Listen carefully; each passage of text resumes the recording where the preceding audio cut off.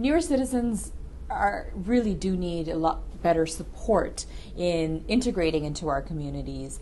The new citizen integration program is absolutely abysmal right now. Not enough investment is being put into our newer immigrants and newer citizens into this country.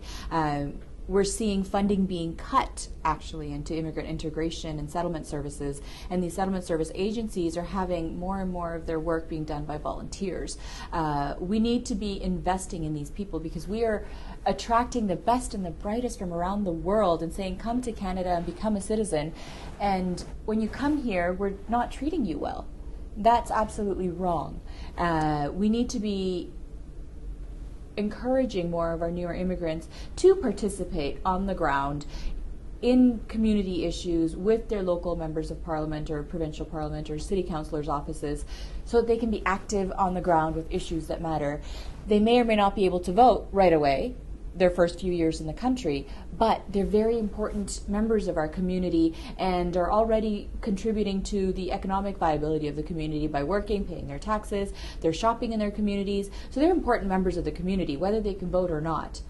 They need to be valued and need to be nurtured and welcomed and treated as equal members of our communities. I find that a lot of people are not educated or not aware of the proper political spectrum even that exists in Canada.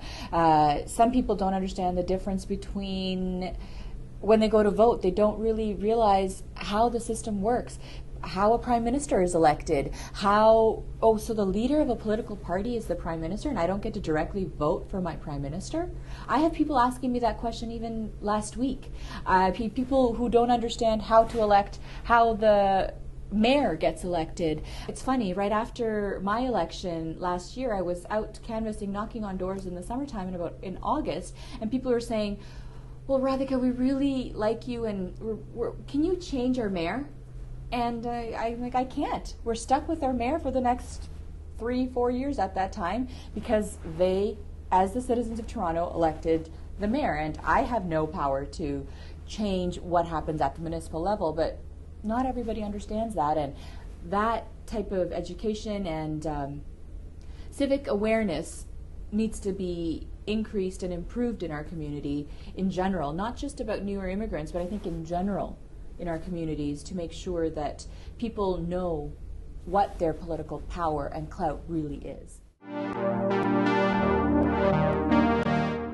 Money is a big factor in an election campaign. If you are able to collect the money, if you have the money, you can create the resources that are needed to win an election. That's signs, print material, whatever it may be, campaigns, TV, or newspaper ads, whatever it may be. And for people who are coming from a newer immigrant community, people who are coming from impoverished conditions or lower socioeconomic class, I guess we can call it, financial insecurity is a huge barrier, and especially at the municipal level, because you don't have the strength of a party to help do some of the fundraising. So municipal candidates, you don't see a lot of people who come from financially not so well off communities participating as candidates, even though they may be great candidates, become a great councillor. You don't see them participating because they shy away and think, well, I don't have the $50,000 to $70,000 to put towards an election campaign. They're very expensive, and some people take on debts, personal debt, and then spend the next 5-10 years trying to pay it off, which is sad, but their passion to get involved and to get engaged superseded their financial instability that they put themselves forward. But that's when the community needs to step in and help with the fundraising for these candidates, because if we have, for example, me, when I was 18 years old, I was already active on the community, but I had no money. So if my community felt that I was going to be a good candidate, then if we built a strong enough campaign or team of community members, then we would have been able to do the proper fundraising necessary. And I think that's how we're going to be able to get more racialized and more newer immigrant candidates to actually run successful campaigns is by community members all coming in together and doing the necessary fundraising work to support these candidates. It's important to reach out to where your strength is first. All campaigns is to go to where your strength is first, secure your stronghold, and then move out. But sadly, some of our newer immigrant candidates don't do the second piece of reaching out beyond their own comfort zone or their strength. For example, myself, I was a first-time candidate in the 2011 elections. I started with a small group of my community members, which is Tamil community members, and we started in the Tamil community, secured our base, but I was also very active on the ground in the community outside of the Tamil community, living in Malvern, working as an advocate for transit, as an advocate for women's rights, youth and education. So I branched out and made sure that I had many campaign teams that were focused specifically on the greater South Asian community, focused on the Chinese community, the Filipino community. I focused on all of the different ethno-culturally diverse communities, but there's also the youth movement who are so passionate about getting involved and getting engaged to fight for change, sustainable change that's meaningful for them and their future. Being involved in the student movement for over 10 years, I reached out to my colleagues for years in the student movement, the environmentalists. All of these people were interested in my campaign and came off the streets to help out. The labor movement, I've been involved in the labor movement since a very long time.